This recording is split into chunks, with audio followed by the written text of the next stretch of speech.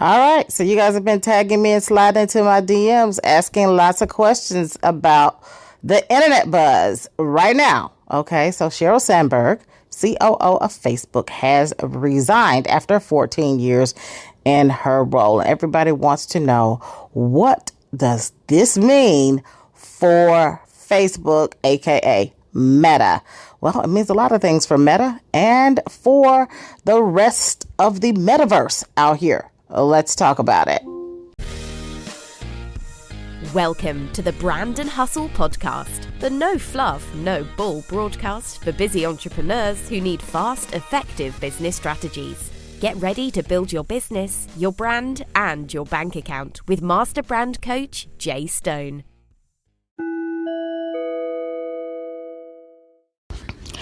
Okay, over the weekend, and I guess it happened a couple days before, but the story broke this weekend that Sheryl Sandberg, the COO of Facebook, has resigned. She's like, she left, she quit. She's like, hasta la bye-bye, right? I'm out of here. Adios. Okay. Elvis has left the building. And she cited that she wants to do more philanthropic passions and work on projects that move women forward. Now, that's what she says now. Wall Street Journal had a whole different kind of tea on that, but I'm going to circle back to that one later. Let's just talk about who she was to Facebook, okay? So that's who she was to Facebook. Now, one of the things that happened under her helm is that she was really the person who implemented all the data tracking. Okay, all the data tracking. So have you ever gone to visit a website and look at a product and decide, not sure I want to buy this right now, I'll circle back to it later. Then you open up Facebook and it's an ad for that company. Okay, so that's the data tracking that we're talking about. And Facebook was the first company that really did like major data tracking, right? And so if you use Facebook marketing for anything, it's great for you because that's how you get people who might be interested in your stuff to buy from you, right? Fast forward a few years though, the data collection, data tracking, without permission, so to speak, became a major thing. And so we know Facebook had to pay all this money and had all these sanctions. They had to go to a Senate hearing about all this data collecting. We saw Zuck, right? Everybody looked at Zuck and he's the face of evil and he's Big Brother watching.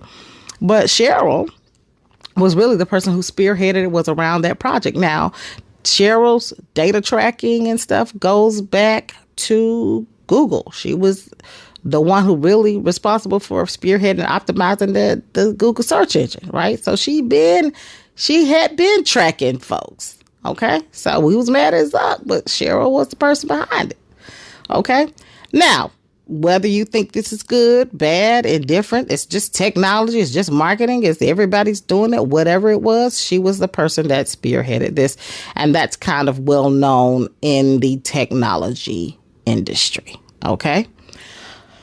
So, that's who she's been to Facebook. That's how she's been to them. How will her exit affect Facebook? I'm just going to address that piece first. I don't think it's going to affect at all. Zero, right? I don't think it's going to affect the stock. I don't think it's going to affect the current posturing position. It hasn't been an ugly mess, in terms of her leaving. So I think that they'll go on as possible. Her second in charge, a gentleman by the name of Javier something or other, is going to step into that role. I wish it had been a woman, but Javier is a person of color, so to speak. Seems like it. I didn't look up a picture or anything, but the name Javier suggests that this is a person of color. And I think Facebook and Zuck and them going to go on like usual, and the company won't miss a beat. Now, let's fast forward. How is this going to affect women? How is this going to affect women? So Sheryl Sandberg in 2013 wrote a book called Lean In, right? And there was this whole lean in movement. And stay tuned because there's still some tea about her exit now. But let's talk about the lean in movement. And the book was a bestseller. And it really talked about how women should not get distracted with things in the workplace, like inequities and, fairness, right? you lean in, you do a good job, focus on being great, and they will have no choice but to give you a seat at the table. That's basically the crux of the message. Okay. And women galvanized around this message. There was this whole lean in movement. There was this whole, everybody started like lean in product lines. It was just a really big movement. Okay. However, I will say that it was short lived. This was around 2013. By 2016, 17, nobody was leaning in. They wasn't leaning in. They wasn't leaning on. They wasn't leaning out. By 2016, 2017, we talked about lashing out, because fast forward, right, the late, I think 2018 is when the Me Too movement came out, right? So we went from leaning in to lashing out, right? Because what a lot of people feel is that the lean in message was an out of touch message of a white woman of means, right? Where other women, women of color, white women, didn't matter, were struggling because they were not in a position of power, right? So they were being marginalized racially. They were fighting against sexual tensions, harassments, and assaults from men in positions of power, right? So it didn't matter how good a job they did or how talented they were. If men decided that they weren't worthy, or decided that there's more value in me being sexual with you than in your actual talent, then that's the route that I'm going to take, and I'm empowered. I get to do what I want to do, right? There were also women who said, it doesn't matter how much I lean in, there are biases in my work culture that won't allow me to move forward. And so the lean in movement had a lot of momentum, but it was short-lived. And by short-lived, I mean, it was only about 3 years. Okay. And then people moved on, and they didn't just move on because it was like people forgot about it. They moved on because it was not relevant to them. And that's the general consensus, is that lean in was not a message for all women. It was a message for some women. And so I don't think that her exit from in technology, I don't think that it's going to have a major impact. Do I think her career was impactful in terms of marketing? I do. Do I think her career had a long-term impact in terms of women? I don't. And so I don't think that there's a big, I don't think women everywhere said, oh my God, Sheryl is leaving Facebook. What is we going to do?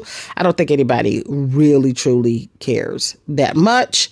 I think this will have a very short news cycle, as in, the Monday or Tuesday. You got 3 or 4 days. People didn't pay attention on the weekend. By tomorrow, Tuesday, it won't be part of the news cycle anymore.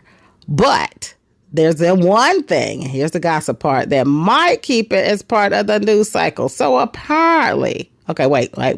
Let me give you a preface, because you got to understand how this all looks.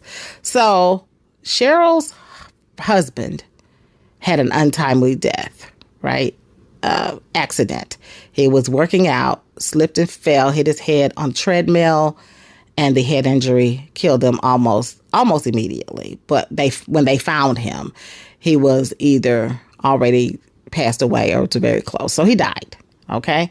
And that was devastating to her and the rest of us, because right then everybody was leaning in, and she was talking about she was leaning in with her man. So that was devastating for people. So fast forward, Sheryl apparently a few years back dated a gentleman, and it was a little messy.